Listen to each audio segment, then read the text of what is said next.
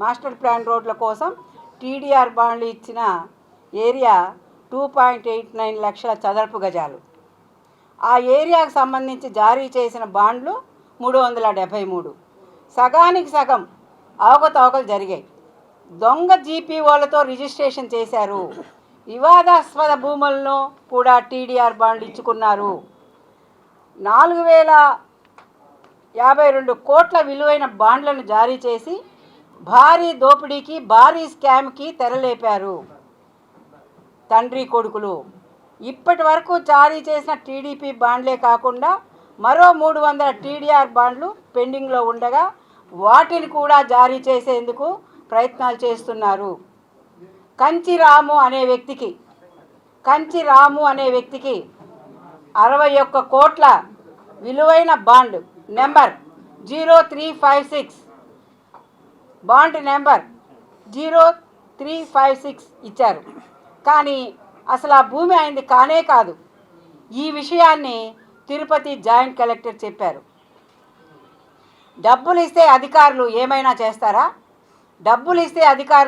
చేస్తారా? వెంకటేశ్వర స్వామి గుడిని కూడా రాసిచ్చేస్తారా? వెంకటేశ్వర స్వామి గుడిని కూడా వీళ్ళు రాసిచ్చేస్తారు.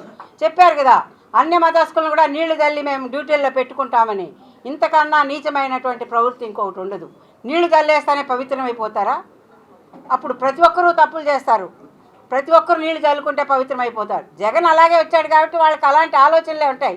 జగన్ను మరి సీఎం కాకముందు స్వరూపానంద స్వామి మరి ముంచి ఎత్తెత్తి ఆయన్ను పవిత్రుని చేసి మన రాష్ట్రానికి ముఖ్యమంత్రిని చేసి మనల్ని అష్టకష్టాలు పెడుతున్నారు కూడా.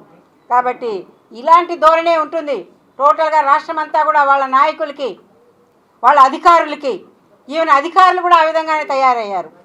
నాయకులు అంటే వాళ్ళ పార్టీ వాళ్ళు అవుతారు. అధికారులకు ఏమైంది?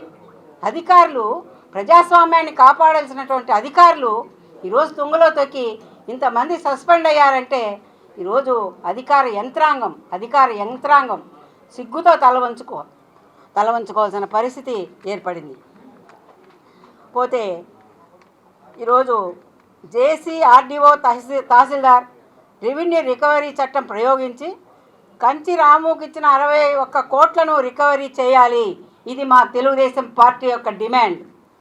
అదేవిధంగా డి మురళి కంచి రాము 1, డి మురళి అనే వ్యక్తి 14/2/2020 సంవత్సరంలో దాదాపు 793 గజాల భూమిని జీపీఏ చేసుకున్నారు.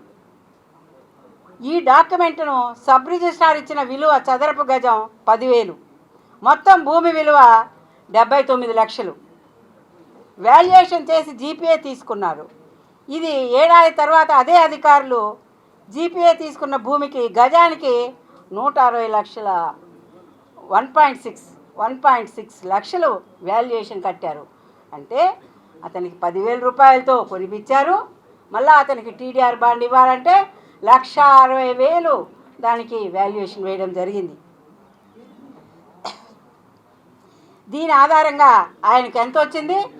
12.69 కోట్ల విలువైన బాండు నెంబర్తో సహా చెప్తున్నాను, నోట్ చేసుకోవాల్సిందిగా మీడియా సోదరులకు. 00062 బాండ్ నెంబర్ 00062 మురళికి ఇచ్చిన వాల్యూ 12.69 లక్ష కోట్ల రూపాయలు. ఇవన్నీ కూడా మరి కె వెంకటరమణారెడ్డికి, మన అధర్మారెడ్డి వియ్యంకుడికి 53.72 కోట్ల విలువైన TDR bond number 00320 bond number ఇచ్చారు. వ్యవసాయ భూమిని వ్యవసాయేతర భూమిగా మార్చి భూమికి విలువ కట్టారు. వెంకటరమణారెడ్డి టీటీడీ ఈవో ధర్మారెడ్డికి వియ్యంకుడు. టీడీఆర్ బాండ్ల స్కామ్, ఓటర్ల లిస్టు స్కామ్ ఒకటే బ్యాచ్, రెండిటికి ఒకటే బ్యాచ్ పనిచేసింది. దొంగల బ్యాచ్ ఒకటే బ్యాచ్. రెండుటి కూడా టీడీఆర్ బాండ్లు ఎవరైతే ఈ విధంగా సృష్టించారో, ఏవైతే ఎపిక్ కార్డ్ సృష్టించారో ఆ బ్యాచ్ ఈ బ్యాచ్ రెండు ఒకటే. కాబట్టి మేము అధికారంలోకి రాగానే ఈ టీడీఆర్ బాండ్లపైన అక్రమాలపైన విచారణ జరిపిస్తాం.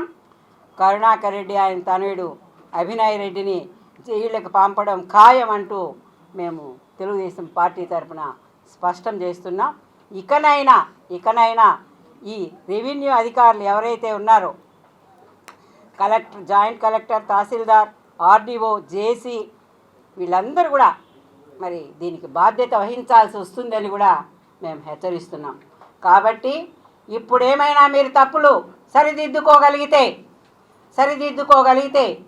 అధికారులు కానీ పాలకులు కానీ సరిదిద్దుకోమని వాళ్ళకి ఒక ఛాన్స్ ఇస్తున్నాం. ఈ ఛాన్స్ను సద్వినియోగం చేసుకోండి. లేకపోతే జైలు అనేది ఖాయం. ధన్యవాదాలు.